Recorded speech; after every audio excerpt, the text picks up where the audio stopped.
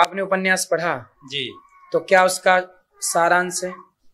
बाणभट्ट की आत्मकथा में जो मूल चीजें हैं कि जो सन्यासी है और जो अपने सनातन धर्म से जुड़ी हुई चीजों को लेकर चलता है, बाद में वो भटकते हैं, उसमें बहुत सारी चीजों का जिक्र है। जैसे उसमें सिद्धों का वर्णन है, नाथों का वर्णन है। तो जो सिद्ध हैं वो एक समय के बाद जाकर उनके संप्रदाय में कुछ बुराइयां आ जाती हैं।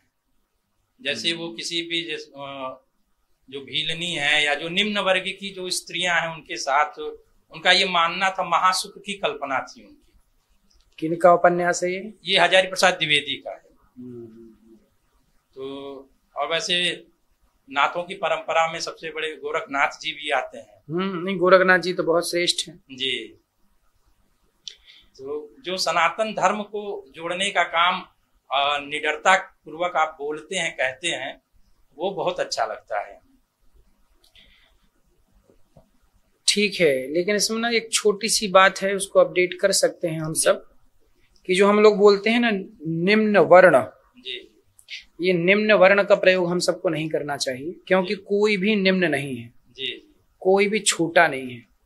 माता शबरी को राम जी ने गले लगाया, स्वीकार किया, इसलिए कुछ लोगों ने अपने साहित्य में यदि ऐसी चीजें लिखी भी हैं तो ठीक होगी उनके हिसाब से, पर आज के समझ के हिसाब से हमें लगता है कि कोई छोटा नहीं है जी।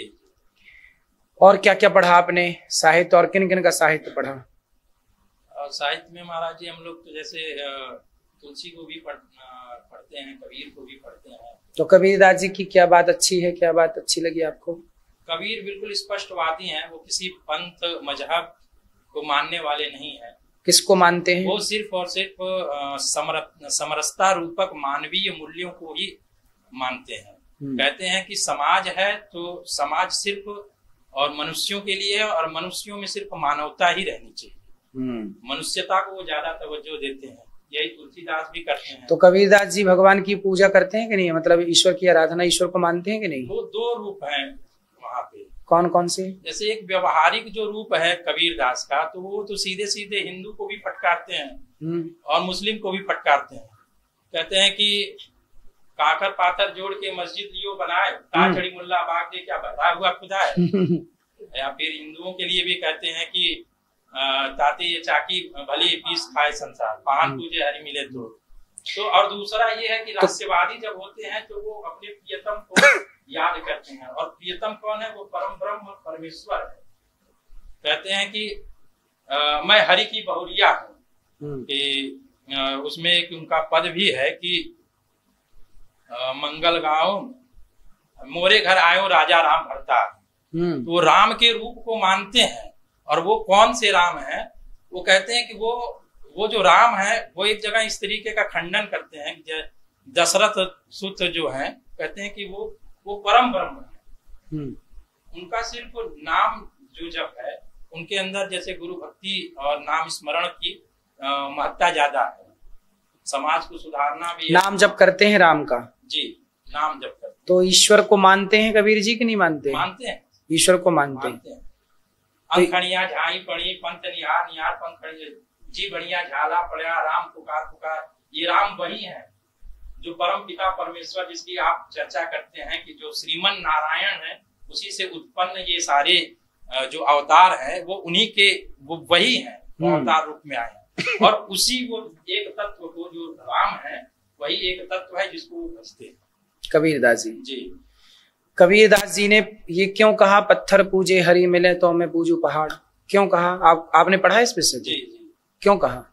वो उनका मानना जैसे कि पहले अंतःकरण की शुद्धि जो है वो मनुष्य नहीं कर रहा है। तो जैसे अंतःकरण की शुद्धि नहीं होगी तो कोई भी चीज, जैसे आपने आज ही कथा में कहा कि दुर्योधन के समक्ष, दुशासन के समक्ष भगवान खड़े थे, तो वो दृष्टि, वो निर्मल मन जब तक नहीं रहेगा तो वो भगवान सामने भी रहेंगे तो वो दिखेंगे नहीं।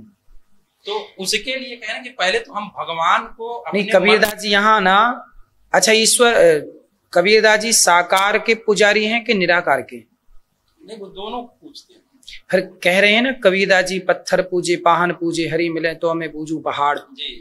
तासे तो चक्की भली पीस। यहीं पे जैसे जहाँ पे वो कवि रूप उनका आता है, ये समाज को सुधारने के लिए ये बातें कहते हैं। इससे क्या समाज सुधरेगी? जैसे ये इससे ये कि मुसलमानों को भी फटकारते हैं। नहीं, मुसलमानों का तो उन्होंने फटकारा, ठीक है, पर सनातनियों में उन्होंने बोला कि पत्थर पूजे, तो क्यों बोला ऐसा? क्यों? क्या कबीरदास जी साकार के मतलब मूर्ति पूजा के विरोधी थे? क्या मूर्ति पूजा को नहीं मानते थे? वो एकेश्वरवाद के ज्यादा समीप थे। चलिए अब हम इसका कारण बताएं जी। ऐसा है, कबीरदास जी राम के बड़े भक्त हैं, रामानंदाचार्य जी के शिष्य हैं। कबीरदास जी ने कहा कि कबीरा सब जग निर्धना, धनवंता नहीं कोय, धनवंता सोई जानिए, जिखे राम नाम धन होए। कबीरदास जी बहुत बड़े भक्त हैं। हुआ क्या कि कबीरदास जी जिस कालखंड में थे उस समय मुगलों का बड़ा आक्रमण था, तो मुगलों ने क्या किया कि मंदिर तोड़ दिए, राम मंदिर तोड़ दिया, काशी विश्वनाथ तोड़ दिए, यहाँ हजारों मंदिर तोड़ दिए। तो शिष्य लोग दौड़ दौड़ के आए कबीर जी के पास, कबीर जी हमारी तो श्रद्धा थी मंदिर में बैठे भगवान में, मंदिर ही टूट गए, अब हम क्या करें? जब लोगों की श्रद्धाएं टूटने लगी, मंदिर टूटा तो लोग दुखी हो गए। तब कबीरदास जी ने कहा कि चल पत्थर पूजे हरि मिले, मंदिर टूटा तो टूटने दे, पत्थर पूजे हरि मिले, यदि पत्थर पूजने से भगवान मिलते तो चक्की पूज लो। तो कबीरदास जी ने वहां ये मजबूरी में कहा, क्योंकि मंदिर टूट रहे थे, मूर्तियां खंडित कर रहे थे मुगल। तब कबीरदास जी को कहना पड़ा कि भाई मूर्ति टूट गई, मंदिर टूट गया, कोई बात नहीं, तू मन को मत तोड़, तेरे मन में तो राम है, मन में बिठा, मन में उपासना कर। तो चक्की पत्थर की तेरे घर में है। तब कबीरदास जी को उस कालखंड में ये बात कहनी पड़ी, क्योंकि उस कालखंड में इस बात की जरूरत थी। क्या है? समाज में चल रही हर घटना का, समाज में हो रही हर उथल पुथल का प्रभाव हमारे जीवन में पड़ता है। तो कबीरदास जी की उस बात का केवल अर्थ इतना है कि मंदिर मूर्ति तोड़ी जा रहे थे, तो कबीरदास जी ने कहा कि पाहन पूजे हरि मिले। पत्थर देखो, पत्थर पूजने से क्या होगा? अब मन को मंदिर बनाओ। कबीरदास जी ने फिर उस ओर बढ़ाया। कुल मिला के कबीरदास जी मूर्ति पूजक थे, वो ईश्वर निराकार साकार दोनों की उपासना कबीरदास जी करते थे, दोनों के उपासक थे। आज लोगों ने अपने मन माने ढंग से कबीर जी की कुछ कुछ बातों का अपने तरीके से अर्थ करके और किया है। बहुत अच्छा आपने अध्ययन किया। और किनको पढ़े हो? और तो अभी मुक्तिबोध पे मेरा काम है, गजानन माधव मुक्तिबोध। क्या है इसमें?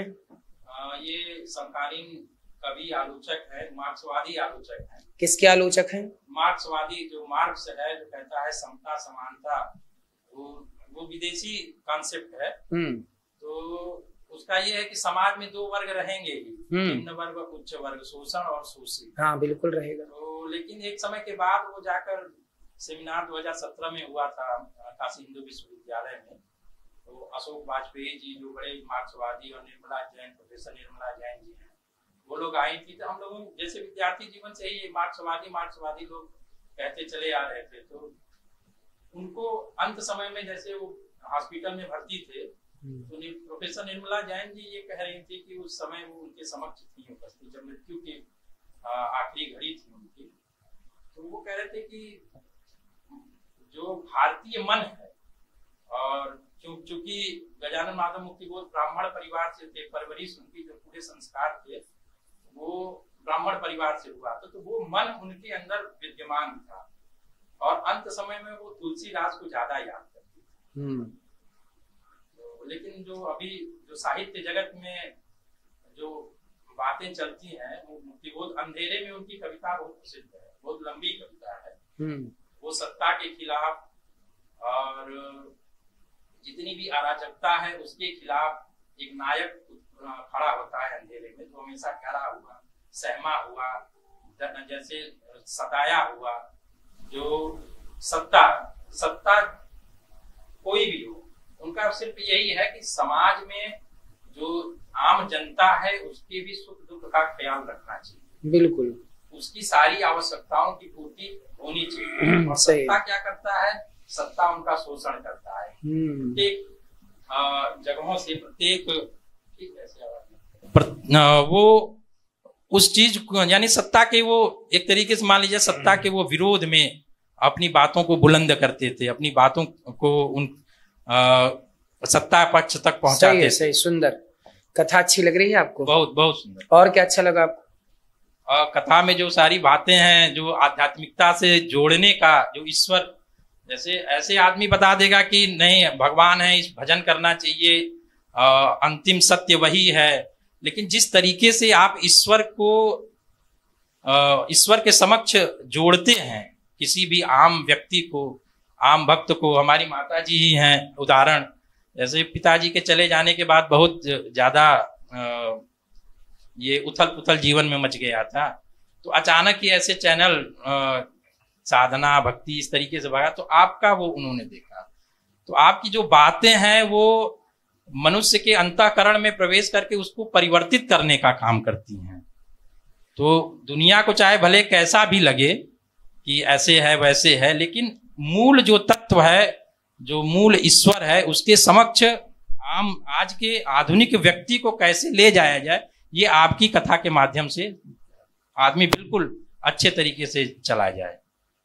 यही उद्देश्य है कि व्यक्ति संसार में कार्य करता हुआ ईश्वर के समक्ष पहुंचे जी, और वही प्रयास। सुंदर, बढ़िया, इन्होंने बहुत अच्छा सुना, क्योंकि ये पढ़ते हैं ना इसलिए सुनते हैं, समझदार हैं। सुंदर। और किसने क्या सुना कथा में?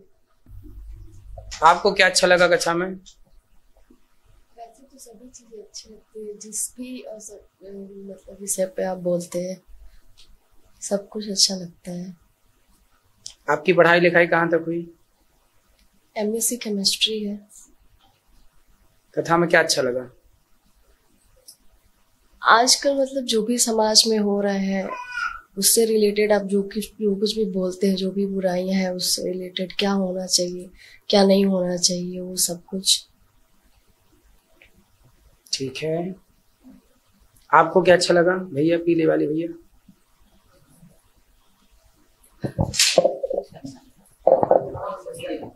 हाँ, अभी हम आपके पास आएंगे। माइक बोलो बोलो बोलो, आप बोलो आप।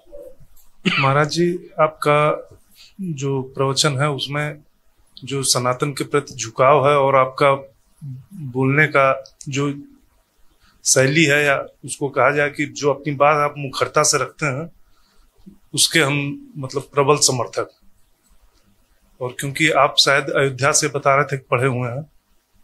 अयोध्या में भी पढ़े हैं, यहाँ भी पढ़े, वृंदावन। और हम भवनान में पढ़े हैं, आपके बगल में ही। कहाँ? भवनान, आचार्य नरेंद्र पीजी कॉलेज भवनान में। तो राजनीति शास्त्र से में वहीं किए हैं। सुंदर। तो आप तो मतलब हमको आपके बोलने का शैली काफी पसंद आया, जो आप खुल के बोलते हैं। और टीवी डिबेट में भी हम आपको मतलब जब भी मौका मिला टीवी डिबेट में बहुत ध्यान से सुनते हैं, और मतलब हम इसके समर्थक हैं। आप जो बोलते हैं एकदम खुल के, कोई बात जो खुल के बोलते हैं। सुंदर सुंदर। खुल के बोलना पड़ता है, लांग लपेट करके क्या बोले, सीधी सीधी बात समझ में आती है लोगों की, इसलिए सीधी बात करते हैं। कथाओं का उद्देश्य है सनातन को जोड़ना जी, वही प्रयास है। आपको बगल वाले भैया, आप नहीं बोलेंगे? मेरे पास कुछ नहीं है गुरुजी। नहीं तो हम कहाँ कुछ मांग रहे हैं, हम मांग थोड़ी रहे हैं, हम तो पूछ रहे हैं भैया कि कथा में कौन सी बात अच्छी लगी। मेरे को जल्दी समझ में नहीं आता है कोई भी चीज। हाँ, पहली बार मैंने कथा सुनी है। हाँ। और वो भी कुछ कुछ अभी समझ में आया, वो भी इतने अच्छे से नहीं। क्या समझ में आया? थोड़ा थोड़ा बस, जैसे आपने जो बताया अभी कुछ दिन पहले, शायद 2 दिन पहले की बात है, कि कुछ वो लड़ाई झगड़े से कुछ संबंधित था, जहां तक घर परिवार अड़ोसी पड़ोसी, थोड़ा सा बस ध्यान है, बाकी ज्यादा। भगवान की कथा सुनते हो? पहली बार सुन रहे। पहली बार? हाँ, पहली। मंदिर जाते हो? हाँ जाते हैं। पूजा करते हो? हाँ करते हैं। माँ बाप की सेवा करते हो? माँ बस है, कभी कभी करते हैं। भगवान में श्रद्धा है कि नहीं? हाँ है ना। कथाएं क्यों नहीं सुनते? अपने भगवान के बारे में देखो, मंदिर जाना अच्छा है, पर जिनके मंदिर जा रहे हैं उनके बारे में नॉलेज तो हो। अब मंदिर हम गए राम जी के, हमें पता ही नहीं कि राम जी ने धनुष क्यों ले रखा है। हम दुर्गा जी के मंदिर गए, हमें पता ही नहीं कि दुर्गा जी ने त्रिशूल क्यों ले रखा है, दुर्गा जी शेर पर क्यों सवार हैं, गणेश जी चूहे पर क्यों सवार हैं, शंकर जी नंदी पे क्यों सवार हैं, शंकर जी के सिर पे जटा क्यों है, हमने कल बताई थी शायद कल परसों एक आध दिन, जटा पे गंगा क्यों सवार है, भभूति क्यों रमाते हैं, शंकर जी पे बिल्व पत्र क्यों चढ़ता है। ये सारी सनातन के छोटे छोटे प्रश्न हैं जिनका उत्तर सबको पता होना चाहिए। ईश्वर है तो दिखाई क्यों नहीं पड़ता, ईश्वर है तो दिखता क्यों नहीं। ये छोटे छोटे प्रश्न हैं जो खड़े रहते हैं, इनका उत्तर हमें पता होना चाहिए ताकि हमसे कोई सवाल करे तो हम तुरंत जवाब दे सके। अब आप मंदिर जाते हो पर सत्संग नहीं करते, तो सत्संग ना करने से आपसे कोई सवाल कर देगा कि मंदिर क्यों जाते हो, तो आप उत्तर ना दे पाओगे कि हम क्यों जाते हैं मंदिर। सामने वाला बोल देगा कि मंदिर में जो परमात्मा है वो तो कण कण में है, तो जब कण कण में वो है तो उसके लिए फिर मंदिर जाने की क्या जरूरत है, बताओ। सही बात है, क्या सही है जो आप बोल रहे हो। इसलिए सत्संग करोगे तो इन सभी प्रश्नों के उत्तर मिलेंगे कि मंदिर क्यों जाना चाहिए जी। मंदिर में घंटी क्यों बजाई जाती है, शंख क्यों बजता है, मंदिर में ऊपर मंदिर की डिजाइन में गुम्मत क्यों होता है, सनातन धर्म में ऐसे गोलाकार ऊपर मंदिर में क्यों होता है, ऊपर झंडा क्यों होता है, सबका साइंस है, विज्ञान है। क्योंकि ना जानने से हम लोग किसी प्रश्न का उत्तर नहीं दे पाते, क्योंकि हम लोग शोध नहीं करते, पढ़ते नहीं, अपने धर्म ग्रंथों को जानने की कोशिश नहीं करते। ठीक है, लेकिन आपको सत्संग जरूर करना चाहिए। ठीक है, क्या ठीक है, करेंगे ना गुरुजी, सही पहली बार है। बिल्कुल, अच्छा है, आप आए इसके लिए धन्यवाद। और आपके आगे बहन से बात कराओ। जी गुरुजी। क्या कथा में अच्छा लगा बेटा? गुरुजी मुझे ये अच्छा लगा कि जो भरत जी हैं और राम जी हैं, ये दो अलग अलग माँ के बेटे हैं, पर इन दोनों के बीच का जो प्रेम है वो मुझे बहुत अच्छा लगा। क्योंकि आजकल ये होता है कि जो एक ही माँ के दो बच्चे रहते हैं, भाई भाई रहते हैं, वो एक दूसरे को समझते नहीं है, पर वो दो अलग अलग माँ के होके भी एक दूसरे को उन्होंने समझा। और राम जी वनवास गए थे अयोध्या, मतलब उनकी माता के कहने पर, तो उन्होंने भी प्रतिज्ञा ले ली कि जब तक मेरे बड़े भाई नहीं आएंगे तो मैं राजगद्दी में नहीं बैठूंगा। सही है। और उनके ना आने के कारण भरत जी ने भी अयोध्या का अयोध्या जी नहीं गए, ग्राम में रहे। हाँ। सही है, बढ़िया सुना आपने। गुरुजी राधे राधे। मैं आर्मी में सर्विस करता हूँ, इसलिए प्रवचन उच्चन तो कम ही सुने हैं, लेकिन आपका प्रवचन बहुत ही अच्छा लगा कि मीडिया प्लस नेता के बारे में भी बोले कि हम डरते नहीं है, बोल देते नहीं। बहुत पंडित जी लोग जो भी है राधे राधे सत्संग करते हैं, वो लोग थोड़ा सा नेता मीडिया के डर से कुछ उतना खुलकर नहीं बोलते हैं। तो ये आपका अच्छा लगा, तो मैं कोशिश करूंगा कि मैं भी आपसे जुड़ूं। अभी क्योंकि मैं सर्विस में हूँ, तो रिटायर होंगे तो नहीं, अच्छा आप तो राष्ट्र की सेवा कर रहे हैं। जी हाँ, तो हम कारगिल के लड़ाई में भी थे। अच्छा जी, तो उधर थे हम लोग उस समय। अपना राजस्थान कारगिल की लड़ाई कब हुई थी? अभी 99 में जब हुआ था तब हुआ था, डेट तो नहीं, तो उस समय राजस्थान में हम लोग थे। तो हम लोग तो आगे नहीं गए, जहाँ हम लोग का लोकेशन था तो वहाँ हम लोग गए थे। तो कोशिश करेंगे कि प्रवचन सुना जाए, क्योंकि अभी तो राष्ट्र में लगे हैं।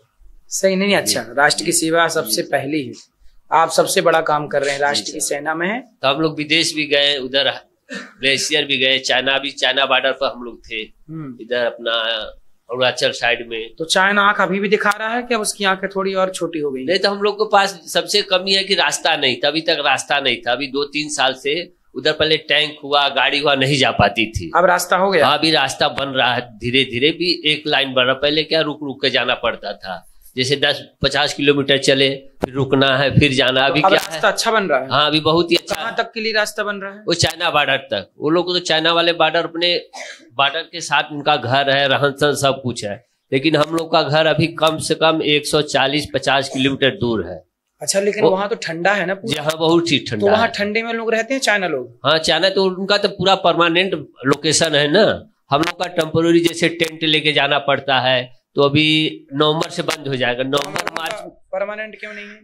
तो इतना वो लोग कोई ध्यान नहीं दिया उस पर ना, अभी ध्यान दिया जा रहा है। अब मोदी जी ध्यान दे रहे हैं। हाँ, अभी तो बहुत ही अच्छा रास्ता हो गया, क्योंकि हम लोग डायरेक्ट अभी जाते हैं चाइना बॉर्डर तक। पहले क्या चाइना बॉर्डर से बहुत पहले 140 मतलब मोदी जी काम कर रहे हैं ठीक ठाक। जी हाँ, अभी तो अरुणाचल में मैं खुद वहीं से अभी आया, पोस्टिंग हुआ, 2 साल में रहा, तवांग में रहा, अनिनी रहा, चाइना से कम 2-2.5। मतलब देश की आजादी के बाद वहां पे अभी सरकारों ने ध्यान दिया ही नहीं था, बॉर्डर रास्ता नहीं था, पैदल जाते थे, खच्चर से जाते थे, जो खच्चर है यहाँ। चाइना देखो वहां रास्ता बना के रहता है, उनका एकदम परमानेंट घर है, लोकेशन। अब सोच लीजिए, हम हमारा हिंदुस्तान का जो बॉर्डर है उससे 5 किलोमीटर दूर पर उनका पूरा रहन सहन है। अब हम लोग उनसे कम से कम 250 किलोमीटर दूर रहते हैं, वहां से पैदल से। जी, उनके बॉर्डर जो चाइना बॉर्डर 250 किलोमीटर दूर अभी है, जहां अपन लोग रहते हैं। जी हाँ, तो वहां से फिर हम लोग सर्च करने जैसे जाते हैं, 2 दिन 7 दिन लगता है जाने में बॉर्डर पर। तो 7 दिन का खाना होना, टेंट हुआ, ये सब लेकर साथ में जाना पड़ता है। जैसे हुआ गोली हुआ, कोई ड्राई राशन नहीं रहता है जो बना देते। लेकिन वहां तो पूरा बर्फ ही बर्फ है ना। जी सर, नहीं तभी ये बंद हो जाएगा ना, अक्टूबर नवंबर से बंद हो जाता है, फिर मार्च से फिर चालू होगा। तो ये उधर का, तो वहां कोई रह नहीं पाता है ना। नहीं रहा, अपना हिंदुस्तान का तो नहीं रहता, लेकिन वो लोग रहते हैं। चाइना के लोग तब भी रहते हैं जब उधर तो रहता। हाँ, तो लोग को तो है, जैसे लद्दाख में रहते हैं, ग्लेशियर में भी लोकेशन हो गया है, ग्लेशियर में तो रहता है, वहां भी हमेशा बर्फ है, तो वहां के लोग को सर का रहन सहन हो जाता है, उनका पहनावा हो जाता है। आम पब्लिक नहीं रह सकती, तो चाइना के लोग, आम पब्लिक भी वहां रहती है। हाँ, उनका तो है, जैसे अपना इधर पाकिस्तान बॉर्डर पर रहता, बागा बॉर्डर पर, तो लोग को तो उनके कानून हमारे कानून में बहुत अंतर है ना। क्या अंतर है? अंतर उन लोग का कानून ये है कि उनका जो छोटा अधिकारी रहता है वो आदेश दे देता है कि भाई कोई भी आएगा, उसको दुश्मन या कोई भी आया तो उसको आप फाइट करना, गोली मार सकते हैं। हाँ, मार सकते हैं। जैसे अभी पाकिस्तान का भी वही है, लेकिन हिंदुस्तान का क्या अधिकारी है, थोड़ा सा लचीलापन है, वो एक दूसरे से क्या है पूछना पड़ता है, वहां पूछेंगे, फिर मतलब सैनिक को पूछना पड़ता, भैया हम इसको गोली मार दें। हाँ, हमारा सर्विस भी हो गया 33 साल फौज में, 30, तो हम तो सब। तो यहाँ सीधा ये आदेश नहीं है कि ठोको? नहीं, अभी मोदी जी आए तो कभी अभी सिंदूर जो हुआ था, सिंदूर में मिला था आदेश की जो भी होगा आप लोग, जो वहाँ के अधिकारी जो कमांडर रहेगा वो मार देना। तो अभी मिला तो होता, तब सिंदूर भी हुआ जो अपना। तो सिंदूर अभी तो चल नहीं, अभी चल रहा है। हाँ, तो मतलब अभी भी आपको आदेश है कि ठोको? हाँ जी सर, जो ऐसा। अब फोन तो नहीं लगाना पड़ता? नहीं, अभी तो कुछ कानून चेंज हुआ है। नहीं, सही है भाई, मतलब चाइना वाले जब ठोक सकते हैं, सीधा मारने का आदेश देते, तो हम लोगों को भी आदेश होना चाहिए कि भाई मारो। तो हम लोग का जो कानून थोड़ा लचीलापन है ना, थोड़ा सा उसमें। नहीं, कानून को लचीलापन नहीं, बिल्कुल सीधा होना चाहिए कि भाई सीधा आदेश है। उस सैनिक के सामने यदि दुश्मन है तो सीधा मारने का आदेश होना चाहिए। तो ये सब है, थोड़ा सही है कि नहीं? जी सर। अच्छा, उन लोग अपने भारत के सैनिकों को मारते तो नहीं है गोली? नहीं, ऐसा तो उस समय का सिचुएशन जैसे रहता है उस हिसाब से वहाँ का होता है। ये सब अच्छा लगा आपका प्रवचन, कोशिश करेंगे मैं भी आपसे जुड़ूं। बिल्कुल। राधे राधे गुरुजी। आपका प्रवचन सुन के यही अच्छा लगा, जैसे कि मतलब सनातन धर्म के बारे में बहुत कुछ नहीं जानते हैं, हम इतने बड़े हो गए हैं, और आपकी बातें सुनकर अब यही महसूस हो रहा है कि श्रीमद् भागवत कथा और रामायण का जो है अध्ययन किया जाए। बिल्कुल करना चाहिए जी। अपने धर्म ग्रंथों को पढ़ोगे नहीं तो जानोगे कैसे? सनातन की रक्षा होगी कैसे? सनातन धर्म को जानना है और उस धर्म पर चलना है, तब रक्षा होगी। सही। आप बताओ क्या ठीक है? आपको क्या अच्छा लगा? राधे जी। 36 साल तो अपने को सर्विस करते हो गए। कोतवाली थाना कटनी से रिटायर हो चुका हूँ, 62 वर्ष की उम्र है मेरी। आपकी जो प्रवचन सुनता रहा काफी साल पहले से, और आपका ऊपर ध्यान रहा, लगाव रहा। आया भी था पहले, एक बार और हो गया हूँ आपका, 4 साल पहले की बात है, जब ये वाली बिल्डिंग नहीं बनी थी, वो वाली बिल्डिंग थी। उस समय से आपके ऊपर ध्यान रहा कि समाज के बारे में और आपके जो भी है अपने ऊपर, उनकी पकड़नी चाहिए, ध्यान रखना चाहिए। बिल्कुल। और वही सुन के मेरा ये लगाव था कि भागवत सुनोगे जाके मथुरा वृंदावन में जाके लगाव था। सही। मैया को क्या अच्छा लगा? चलो। भैया आपको क्या अच्छा लगा? भैया को कोटि प्रणाम। महाराज जी, सबसे पहले मैं आपसे ये पूछना चाहता था कि आप इतना कर कैसे लेते हैं? इतने लोगों का भोजन, गौ सेवा, मीडिया में नेताओं को, इतने अधर्मियों को जवाब देना, इतनी एनर्जी आती कहाँ से है? सबसे पहला प्रश्न मेरे है महाराज जी। वो सेम ऐसी एनर्जी हम लोग भी अपने अंदर लाना चाहते हैं हर प्रकार से, लेकिन नहीं हो पाता है। क्योंकि भगवान जब अंगद जी लंका गए और पांव जमा दिया कि कोई हिलाएगा तो हार जाएंगे हम, सब लोग आके हिला के चले गए, हिला नहीं, क्योंकि वो पावर अंगद जी की थी ही नहीं, वो पावर भगवान ने ही दी। इसलिए जब कोई आप जब आप अपने लिए सोचते हैं तो आपकी एनर्जी खत्म होती है, लेकिन जब आप समाज के लिए सोचते हैं तो समाज के लिए सोचने के लिए और समाज के लिए काम करने के लिए ताकत भगवान देना स्टार्ट कर देते हैं। इसलिए वहां एनर्जी, वहां ताकत, वहां भगवान सब करते हैं। इसलिए सब गौरी गोपाल भगवान सब करते हैं। दूसरा, और सांच को आंच नहीं, हम तो देखो सच्ची बात कहते हैं, किसी को अच्छा लगता है तो अच्छा मान लेता है, वही बात किसी को बुरी लगती है। तो हमारा काम है समाज को सही ज्ञान देना, सही मार्ग दिखाना। जितना हमें नॉलेज है, जितना हमें समझ है, जितना हमने पढ़ा, उतना हम बताते रहते हैं। हमारे द्वारा यदि देखो 150 बच्चे गौरी गोपाल गुरुकुल में पढ़ सकते हैं तो पढ़ रहे हैं। अभी एक स्कूल और बनाने का प्रयास है जहां 5 से 7 हजार बच्चे पढ़ेंगे निःशुल्क। तो ये सब सीबीएसई बोर्ड का स्कूल होगा, बच्चे निःशुल्क पढ़ेंगे। तो ईश्वर जो काम कराना चाहते हैं वो खुद करा लेते हैं। दूसरा ये महाराज जी की, जैसे कि आप इतने सारे लोगों के नजरों में चढ़े हुए हैं तो खतरा भी बहुत ज्यादा होगा, और हम लोगों को बड़ा चिंता रहता है कि आप ऐसे ही हमेशा स्वस्थ रहें, और जहां पर भी हम सनातनियों की जरूरत पड़े आप एक आवाज देंगे, हम सभी लोग आपके लिए खड़े हैं गुरुदेव। बिल्कुल बिल्कुल, क्योंकि धर्म और क्षत्रियता, जब धर्म रहेगा तभी हम लोग रहेंगे। बिल्कुल, हमारी पहचान हमारे धर्म से है, धर्म की पहचान हमसे नहीं है। तो इसलिए हम सबका कर्तव्य है कि हम लोग धर्म को जितना ज्यादा हो सके तन मन धन से उसका प्रचार प्रसार आप जैसे बनकर करें। यही आपसे आशीर्वाद लेना चाहते हैं कि आप आशीर्वाद बनाए रखें। कथा अच्छी लग रही है महाराज जी, कथा तो इतनी सुंदर लग रही है। मैं पराशर जी को बहुत ज्यादा सुनता हूँ, बचपन से सुनता हूँ, और आपकी कथा में मैं सबसे ज्यादा बढ़िया चीज महाराज ये देखा कि आप जो संगीत में जो आप भजन गाते हैं, भजन लोगों के बहुत कम समझ में आते हैं, लेकिन आप जो भजन चुन चुन कर गाते हैं महाराज जी, उन भजनों में भी लोगों के जीने का तरीका है। वो एक एक शब्द आपके भजनों के ऐसे ऐसे शब्द हैं महाराज जी कि व्यक्ति अगर नहीं भी सत्संग में मन लग रहा है, कुछ लोग होते हैं ना महाराज जी थोड़ा चटक मटक भजन वजन सुनने वाले, तो भजन के माध्यम से भी अपने जीवन को कैसे जीना कैसे वो सीख सकता है आपके भजनों से। तो थोड़ा संगीत का मैंने कोर्स कर रखा है, तो बहुत अच्छा महाराज जी अब लगता है आप सब कुछ। और मैं चाहता हूँ कि आपके लिए 2 लाइन में। बिल्कुल, आज आपने भजन फर्स्ट में गाया भी था, मैंने सुना था, अच्छा था। जी, मैं थोड़ा सा मौका मिला था। तो मेरा स्वयं का बनाया हुआ एक माँ के ऊपर भजन है जो भोजपुरी में महाराज जी। बिल्कुल, भोजपुरी सुंदर है जी। कहते हैं महाराज जी, माँ न होती तो वफा कौन करता, और ये मोहब्बत का हक अदा कौन करता। हे बाबा, सबकी माँ को सलामत रखना, वरना हमारी और आपकी सलामती की दुआ कौन करता। वाह, कौन थे वो लोग जो क्या करने आए थे, क्या क्या कर बैठे, कहीं मंदिर तो कहीं मस्जिद बना बैठे। अरे हम लोगों से अच्छी जात तो उड़ते हुए परिंदे की है, कभी मंदिर में जा बैठे कभी मस्जिद में जा बैठे। वाह, सुंदर। 2 लाइन के भजन महाराज जी। मेहनत कई के कितनो रुपया कमईबा, आचरा के सुख कतो ही न बबुआ पैबा। सपना न होई तोहर पूरा हे बबुआ, माई बिन जिंदगी अधूरा करे जवा, माई बिन जिंदगी अधूरा। ममता के आंचल में तोहरा के पलली, तेल गरमाई तोहरा दहिया के मलली।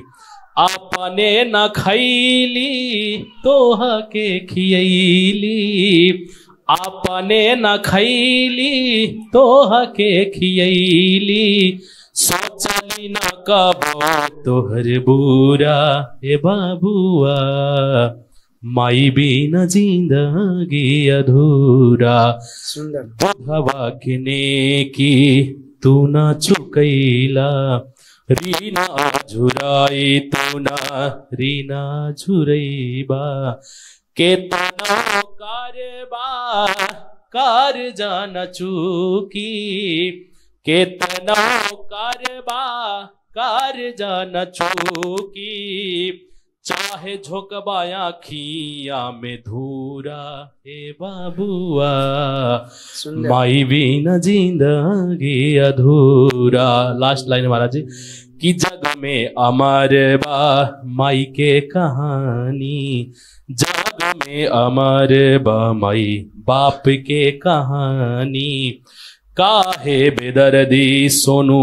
वेद के जबानी चारों धाम से माई चरण में चारों धाम से माई बाप के चरण में का जैबा कासिया मथुरा हे बाबुआ माई बिना जिंदगी अधूरा।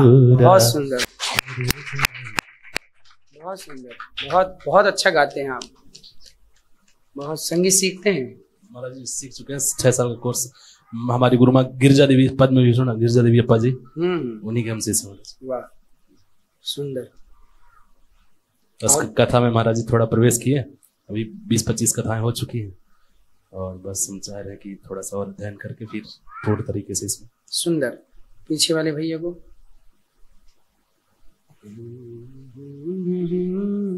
सुंदर बोलो बेटा, कथा में क्या अच्छा लगा आपको? प्रणाम गुरुजी।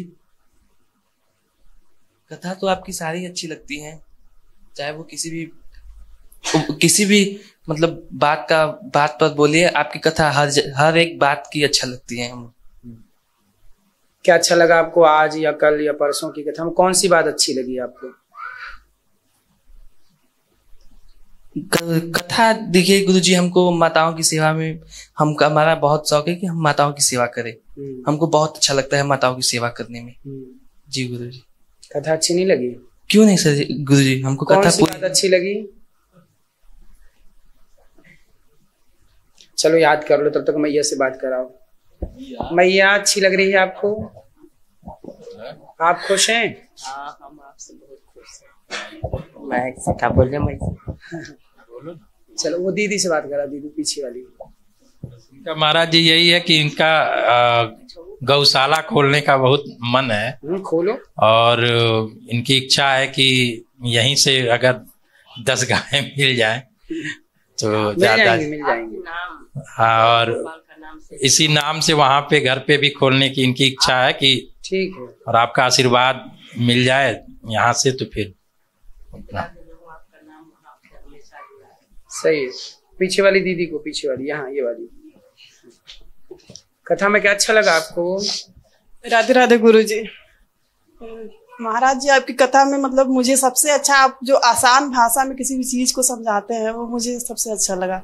जैसे आजकल समाज में ये ड्रिंक करना, बाकी जैसे लड़के लड़कियों पे आप बोलते हैं लिव इन, बाकी लैंगिक उसमें समानता, तो ये सब मुद्दे पे मुझे सब बहुत अच्छा लगा गुरुजी की। जैसे ये सुनने के बाद जैसे बहुत से लोगों का थोड़ा ब्रेन वो डाइवर्ट जरूर हुआ होगा, जैसे जो मतलब भटक रहे इधर उधर, सारे लोग तो नहीं लेकिन कुछ % लोगों के ऊपर ये इसका फर्क जरूर पड़ता होगा। और आपसे एक क्वेश्चन है गुरुजी, जैसे भगवान बुद्ध की मृत्यु कैसे हुई थी? बौद्ध धर्म के जो प्रवर्तक है। देखो उनकी मृत्यु वो आखिरी में ना समाधिस्थ हो गए। नहीं, जैसे मैं कुशीनगर में जॉब करती हूँ तो वहां पे उनका महापरिनिर्माण स्थल है वो। तो जैसे वहां पे कुछ लोग बताते हैं कि उन्हें कोई मांस उन्स खिला दिया था तो इसीलिए उन्होंने अपने प्राण त्याग दिए, तो क्या ये सच है? अब बौद्धों का धर्म ग्रंथ पढ़ना पड़ेगा, क्योंकि जैसे वहां पे गुरुजी 90% ब्राह्मण ये सब खाते हैं। वहां पे इतनी मतलब दुकानें हैं, बस मांस मछली हर जगह मिलता है। कहाँ पे? कुशीनगर में। वहां पे बुद्ध भगवान ने स्वयं मना किया है कि मांस मत हाँ, तो वही तो लोग बताते हैं कि कोई मतलब उनको धोखे से खिला दिया था तो उन्होंने अपने प्राण त्याग दिए। मैंने भी सुना जहर दिया तो जैसे वही मुझे यकीन नहीं होता इस बात पे, तो मैंने सोचा आपसे पूछ। जहर देने की बात सुनी जाती है उनको जी, कि उनको जहर दे दिया गया था। और आगे की बहुत सारी बातें फिर बौद्ध धर्म ग्रंथों को ही पढ़ के समझ में आएंगी चीजें। तो जहर देने की बात कही जाती है। जी गुरुजी जी धन्यवाद। और कथा में क्या अच्छा नहीं लगा आपको? सब कुछ बहुत अच्छा था गुरुजी। मुझे समय नहीं मिल पाता थोड़ा कथा होता सुनने का, लेकिन आपका कथा सुन के जैसे 3 घंटे बैठना बड़ी बात होती है, जैसे आदमी कुछ लोग बोर होने लगते हैं, लेकिन आपकी कथा में ऐसा कुछ नहीं होता है। बीच बीच में आप भजन जो तो बहुत ही मतलब अच्छा लगता है। बाकी आप थोड़ा हंसी ठिठोली जैसे लोगों को हंसाते भी रहते हैं, तो ये भी मुझे बहुत अच्छा लगा। जैसे कोई सोए ना बीच बीच में, जैसे कथा सुनते सुनते मतलब सो जाते हैं। कथाओं में ज्यादातर क्लिष्ट शब्दों का प्रयोग होता है, आप वो सब नहीं करते हैं। संस्कृत के श्लोक भी आप हिंदी में इतने अच्छे से एक्सप्लेन करते हैं कि जैसे बहुत अच्छा लगता है सुन के। खुश रहिए। अब आपको याद आया? आपको क्या अच्छा लगा बेटा? बोलो, ये आप ही बोलो। चलो आप बोलो, आपको क्या अच्छा लगा? राधे राधे गुरुजी। जी आपके भजन में जो आप लोगों को भगवान के प्रति जागरूक करते हैं, जो आप सनातन से जुड़ी बातें बताते हैं, और आप जो किसी समय की कीमत बताते हैं, चीज़ों की जो कीमत बताते हैं और उदाहरण दे के बताते हैं, तो उससे अगर किसी को कुछ समझ ना भी आए तो अच्छे से समझ आ जाता है। और मुझे आपकी आवाज़ बहुत अच्छी लगती है, आप जो भजन गाते हैं वो भी बहुत अच्छा लगता है। खुश रहिए। आपको क्या अच्छा लगा छुटकी? राधे राधे गुरुजी। गुरुजी आपका भजन बहुत अच्छा लगता है, और आप जो गाना गाते हैं वो भी बहुत अच्छा लगता है। कौन सा गाना? जो आप राधा जी का गाना गाते हैं वो भी अच्छा लगता है, और जो आप सनातन पे जो बोलते हैं वो भी अच्छा लगता है। ठीक है, अब आपके पीछे वाली दीदी को बात कराओ। सब कुछ अच्छा लगता है। क्या कोई एक बात अच्छी लगी हो आपको इन 5 दिनों में? 4 दिन हुए ना अभी? इन 4 दिनों में जो अच्छा लगा हो वो बताओ। आज, कल, परसों, नरसों? नहीं? आज हमने कथा में बताया कि 2 लोगों को खुश कर लो, नहीं बताया? आज हमने बताया कि मरेगा ही नहीं कोई, बताया कि नहीं? मरेगा कोई? मृत्यु किसकी होती है? आज बताया, किस किसने सुना ये बात?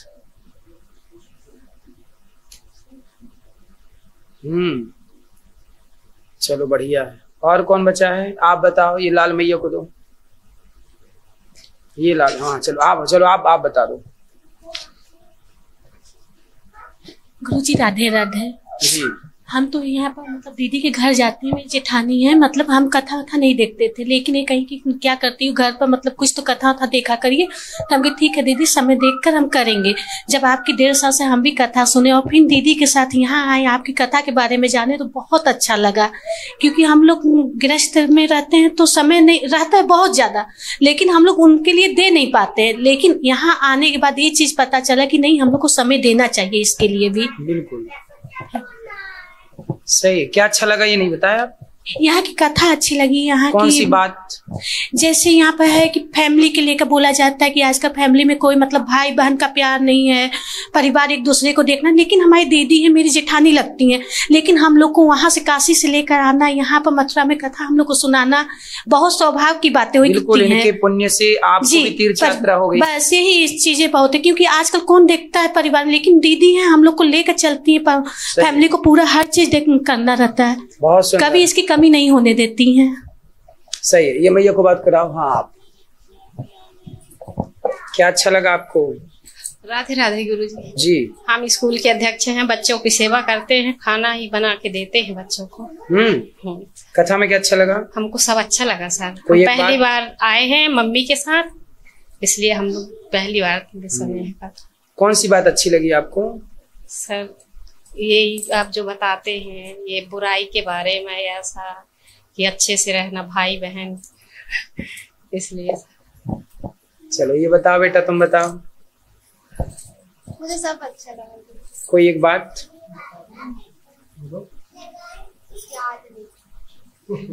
मेरे माइंड से जल्दी बातें निकल जाती हैं। तो क्यों निकलने देते हो? फिर इतना सुनने का क्या मतलब जब भूल ही जाओ। कुछ कुछ बातें तो ग्रहण करनी चाहिए। इसलिए जब कथा सुन के आओ तो अपने कमरों में आके ना आपस में भोजन करते समय, रात के बिस्तर में लेटे समय डिस्कशन करना चाहिए कि आज कथा में क्या क्या सुना।